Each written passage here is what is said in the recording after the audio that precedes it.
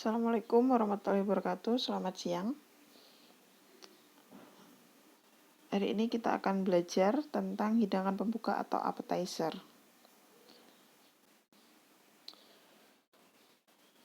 Untuk KD 3.3 yaitu menganalisis makanan pembuka, kita memiliki tujuan pembelajaran. Yang pertama, siswa dapat menjelaskan dengan benar pengertian jenis makanan pembuka. Siswa dapat menjelaskan dengan benar fungsi makanan pembuka. Yang ketiga, siswa dapat menentukan dengan benar bahan dan peralatan yang digunakan dalam pembuatan makanan pembuka. Yang keempat, siswa dapat menjelaskan dengan benar klasifikasi makanan pembuka. Yang kelima, siswa dapat menjelaskan dengan benar kriteria makanan pembuka. Yang keenam, siswa dapat menentukan dengan benar teknik penyajian dan penyimpanan makanan pembuka.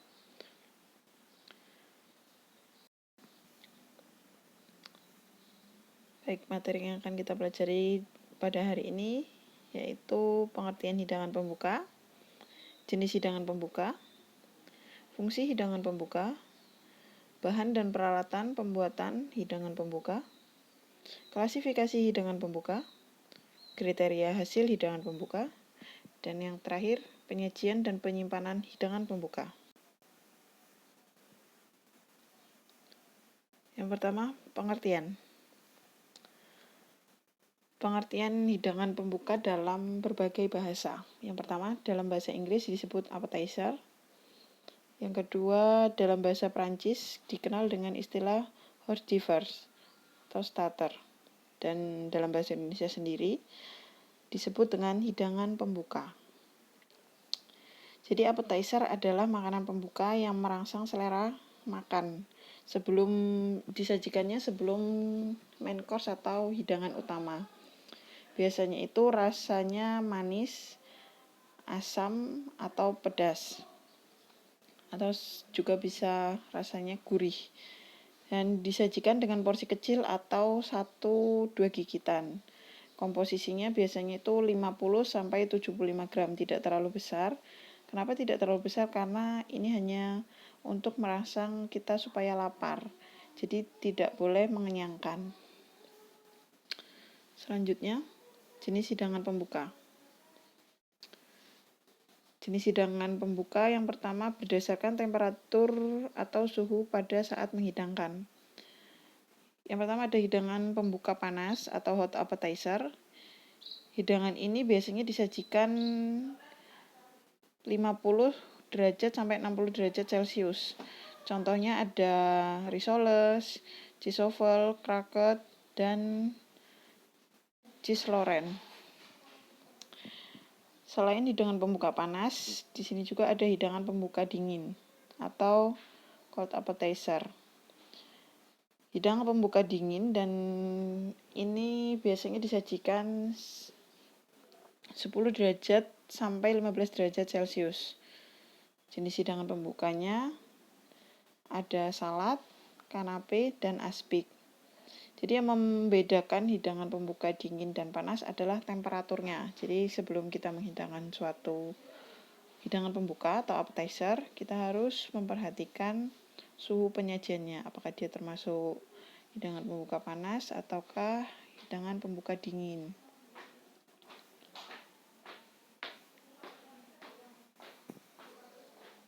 Berdasarkan jumlah jenis yang dihidangkan. Yang pertama ada single hors d'oeuvres, yaitu hidangan pembuka yang dihidangkan hanya satu macam saja pada piring. Misalkan salad saja gitu, tidak ada yang lain-lain. Yang kedua, ada hors d'oeuvres variasi, yaitu hidangan pembuka yang dihidangkan dengan beberapa macam bentuk dan rasa. Ada yang manis, ada yang asam, atau ada yang gurih, seperti itu. Selanjutnya, bahan pembuatan hidangan pembuka. Yang pertama ada seafood. Seafood itu ikan, kerang, kepiting, udang yang biasanya didapatkan dari hasil laut. Yang kedua ada daging.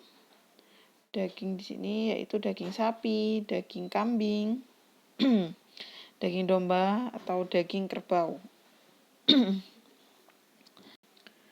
Selanjutnya ada unggas, ada buah-buahan, dan ada sayuran.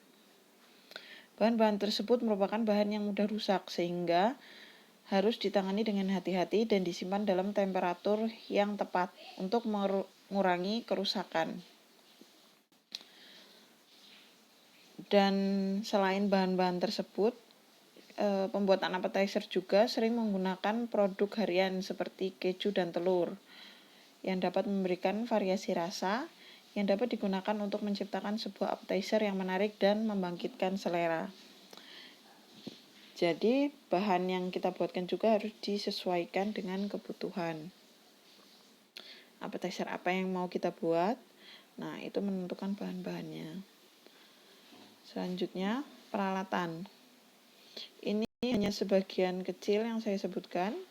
Selain ini juga ada alat-alat lain. Kalian bisa mencarinya di internet. Yang pertama ada timbangan bahan. Seperti namanya, timbangan bahan ini fungsinya untuk menimbang bahan makanan.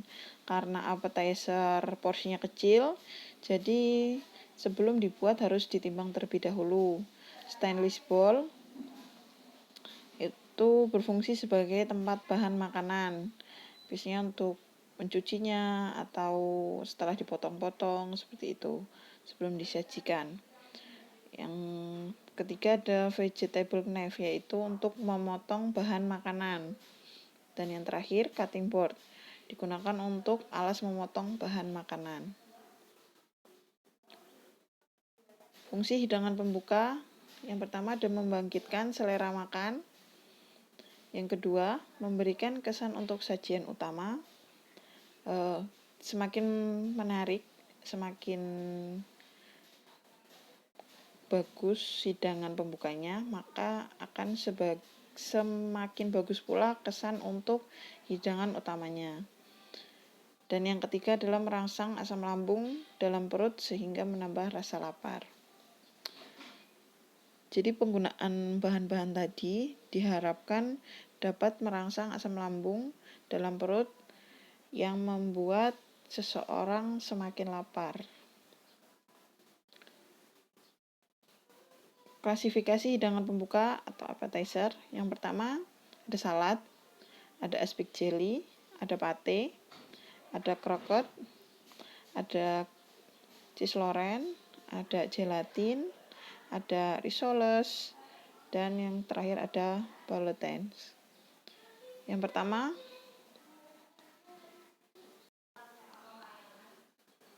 pertama ada salad. Salad dapat diartikan sebagai suatu makanan yang merupakan campuran dari sayuran hijau segar, buah, daging, unggas, dan ikan yang dihidangkan bersama dressing atau hanya terdiri dari buah segar dan juicy. Jadi, salad itu dikombinasikan antara satu dengan yang lain. Nah, salad sendiri memiliki komposisi. Yang pertama, base of salad merupakan bagian dasar atau alas dari salad. Pada umumnya bahan yang digunakan dari sayuran daun hijau dengan tujuan agar salad tampak lebih segar. Yang kedua, ada body of salad merupakan bagian utama dari salad. Yang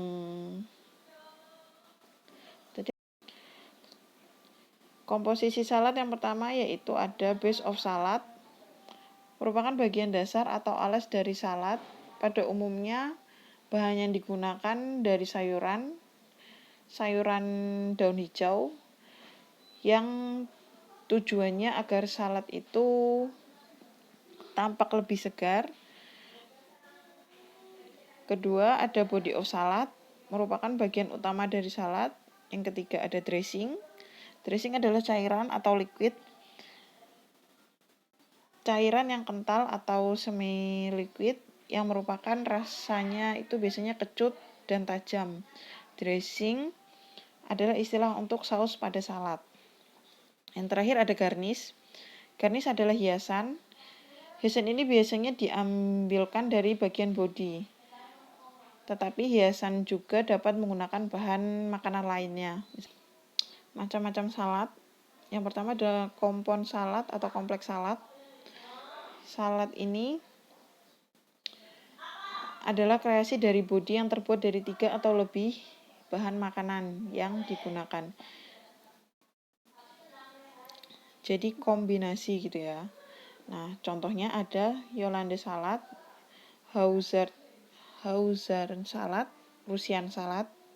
Selanjutnya ada American salad. American salad ini mirip dengan kompon salad, hanya bodinya terbuat dari buah. Misalkan Florida salad, orange salad.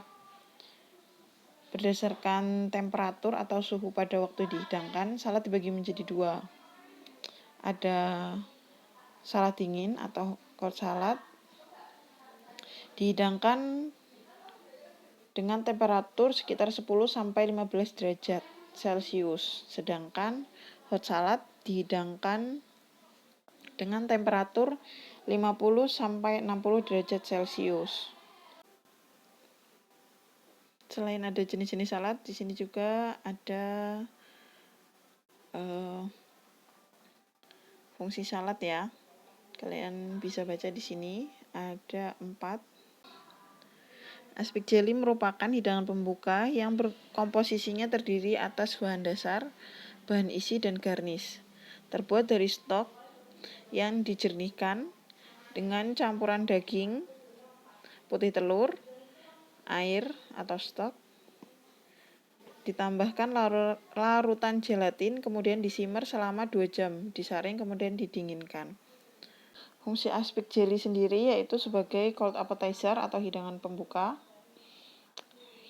dingin, pelapis hidangan pembuka agar lebih menarik, misalnya pada hidangan chicken bolognese sebagai campuran cold fried sauce, garnish pada cold buffer, dipotong-potong atau dicetak. Selanjutnya ada pate.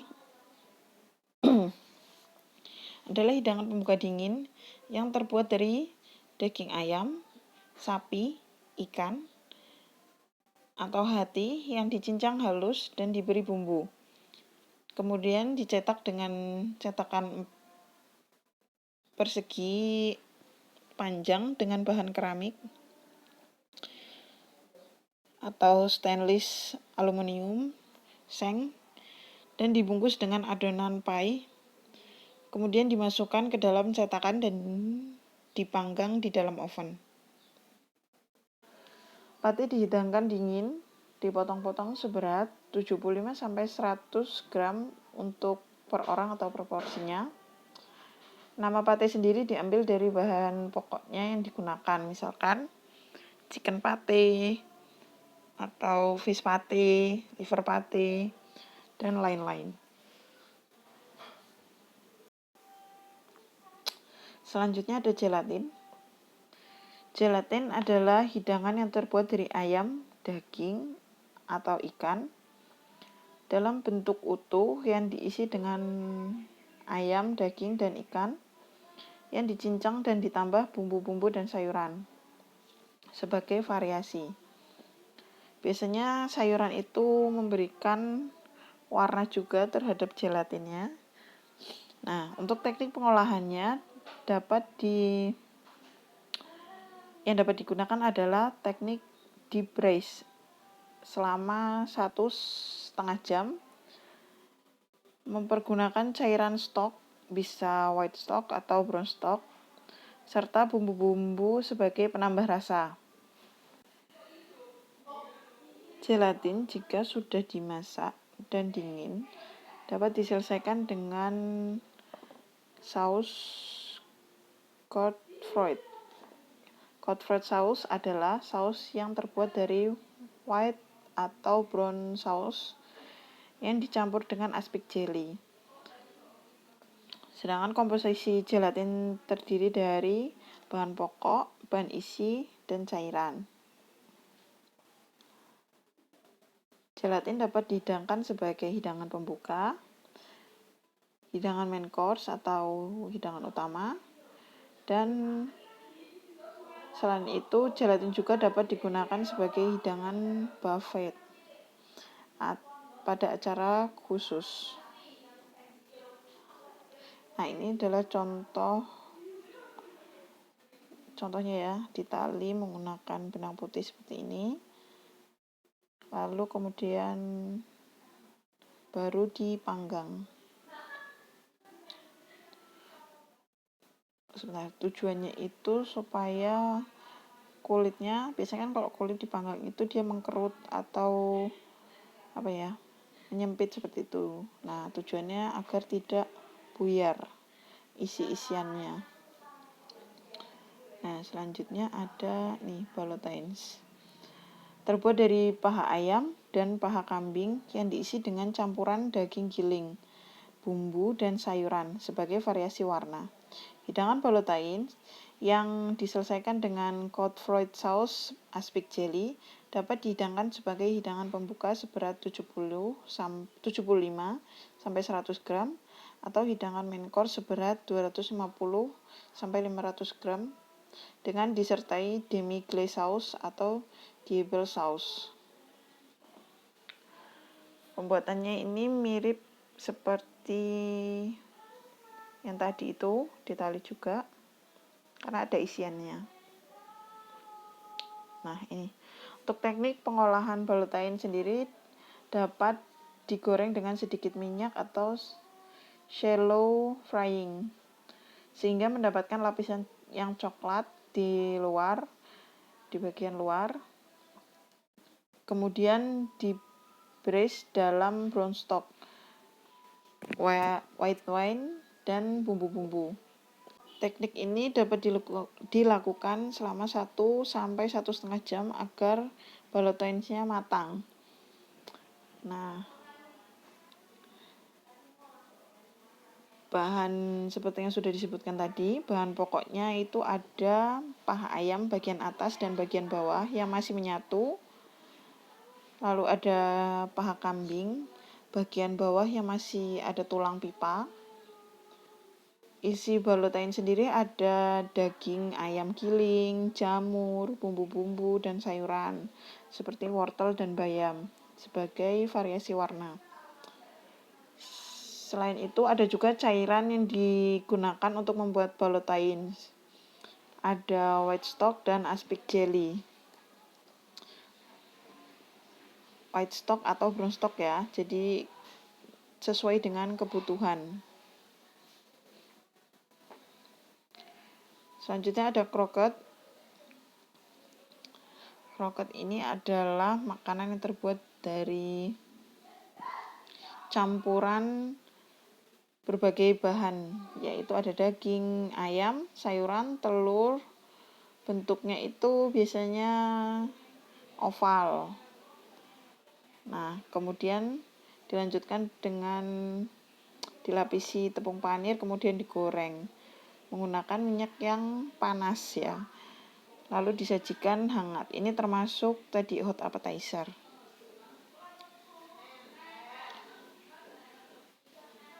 Selanjutnya ada cheese Lorraine.